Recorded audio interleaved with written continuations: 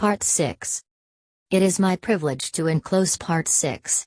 This part will give you an excellent understanding of the most wonderful piece of mechanism which has ever been created.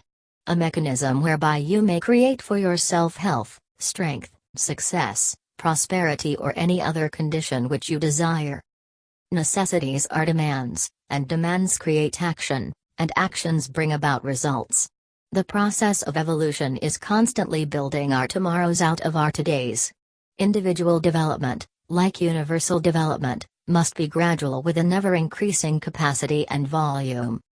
The knowledge that if we infringe upon the rights of others, we become moral thorns and find ourselves entangled at every turn of the road, should be an indication that success is contingent upon the highest moral ideal, which is the greatest good to the greatest number.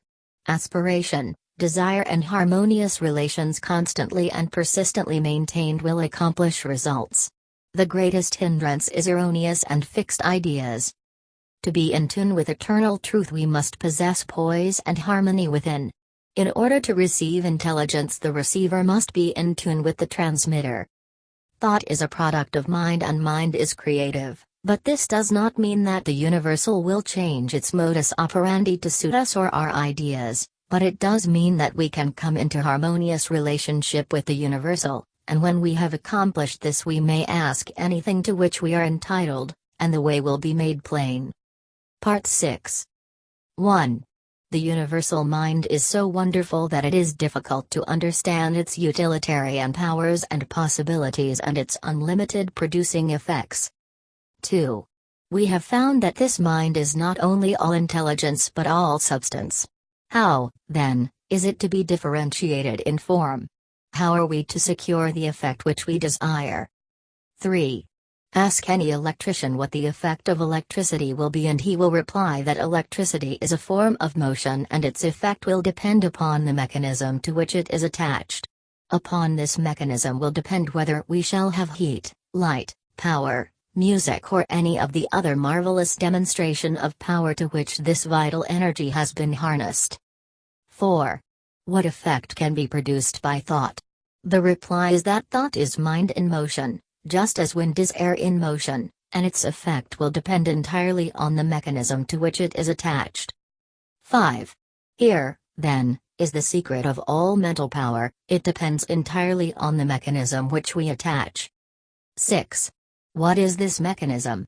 You know something of the mechanism which has been invented by Edison, Bell, Marconi and other electrical wizards, by which place and space and time have become only figures of speech, but did you ever stop to think that the mechanism which has been given you for transforming the universal, omnipresent potential power was invented by a greater inventor than Edison?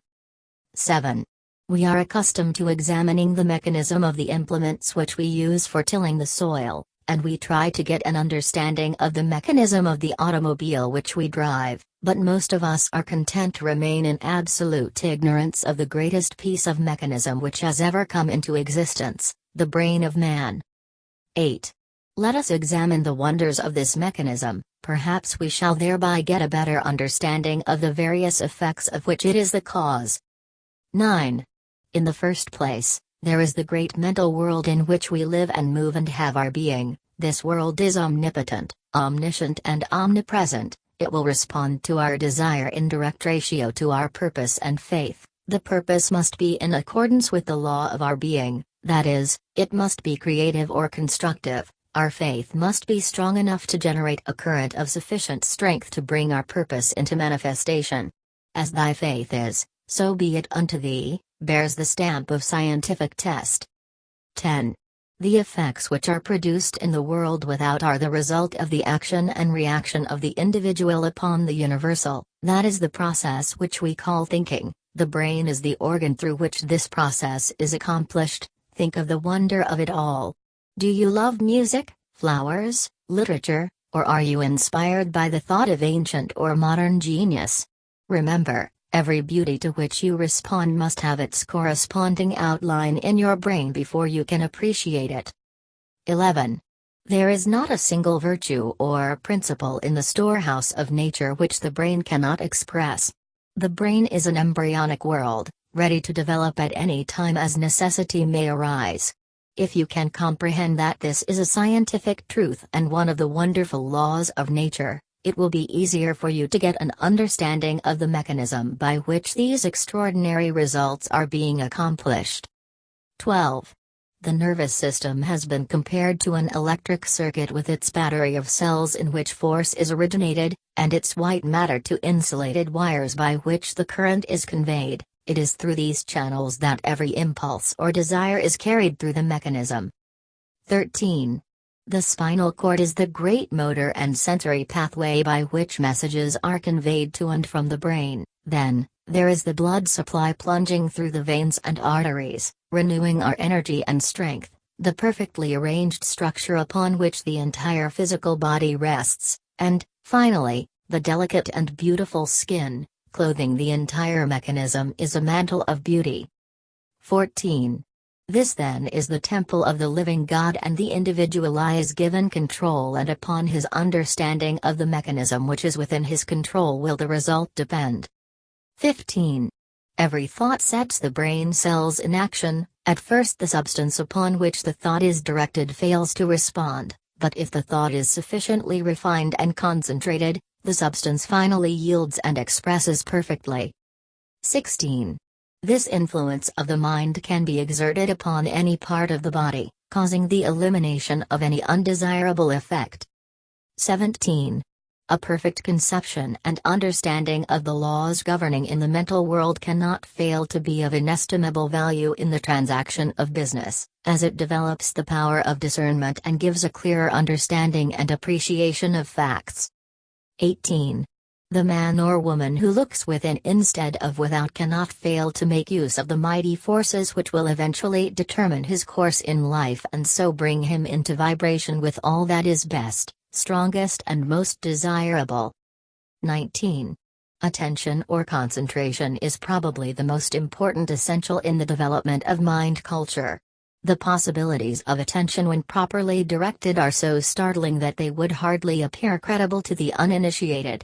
The cultivation of attention is the distinguishing characteristic of every successful man or woman, and is the very highest personal accomplishment which can be acquired. 20.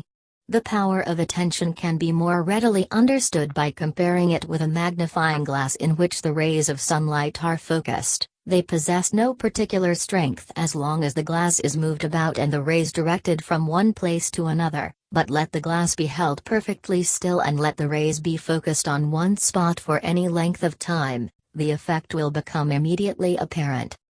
21. So with the power of thought, let power be dissipated by scattering the thought from one object to another, and no result is apparent, but focus this power through attention or concentration on any single purpose for any length of time and nothing becomes impossible. 22. A very simple remedy for a very complex situation, some will say. All right, try it, you who have had no experience in concentrating the thought on a definite purpose or object. Choose any single object and concentrate your attention on it for a definite purpose for even 10 minutes. You cannot do it, the mind will wander a dozen times and it will be necessary to bring it back to the original purpose, and each time the effect will have been lost, and at the end of the 10 minutes nothing will have been gained, because you have not been able to hold your thought steadily to the purpose. 23. It is, however, through attention that you will finally be able to overcome obstacles of any kind that appear in your path onward and upward, and the only way to acquire this wonderful power is by practice. Practice makes perfect, in this as in anything else. 24. In order to cultivate the power of attention, bring a photograph with you to the same seat in the same room in the same position as heretofore. Examine it closely at least 10 minutes, note the expression of the eyes, the form of the features, the clothing, the way the hair is arranged, in fact, note every detail shown on the photograph carefully.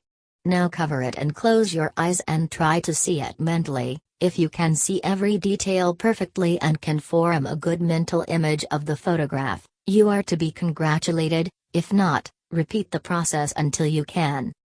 25. This step is simply for the purpose of preparing the soil, Next week we shall be ready to sow the seed. 26. It is by such exercises as these that you will finally be able to control your mental moods, your attitude, your consciousness. 27.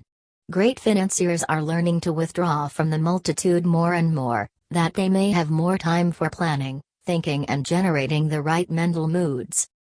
28. Successful businessmen and women are constantly demonstrating the fact that it pays to keep in touch with the thought of other successful businessmen. 29.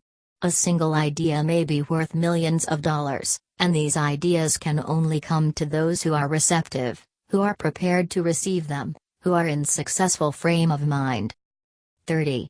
Men and women are learning to place themselves in harmony with the universal mind, they are learning the unity of all things, they are learning the basic methods and principles of thinking, and this is changing conditions and multiplying results.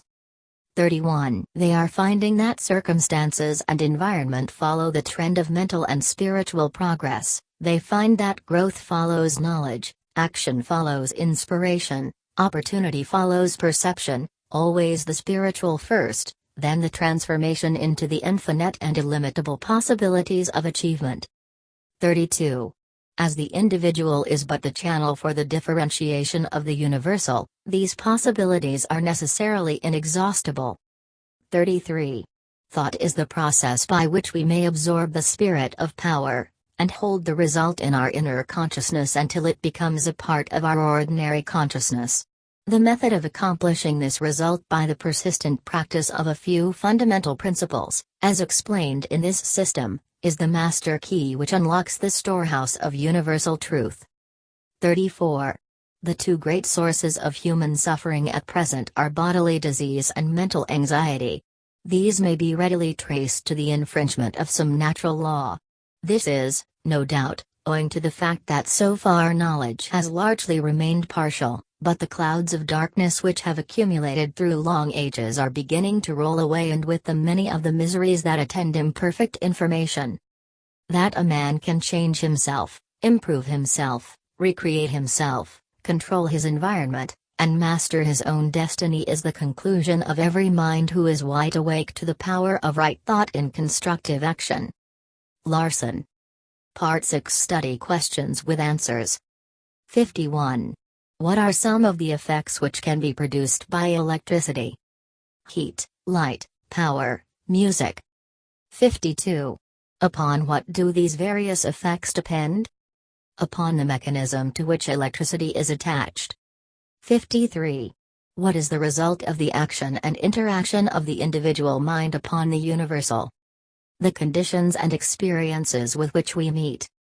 54. How may these conditions be changed? By changing the mechanism by which the universal is differentiated in form.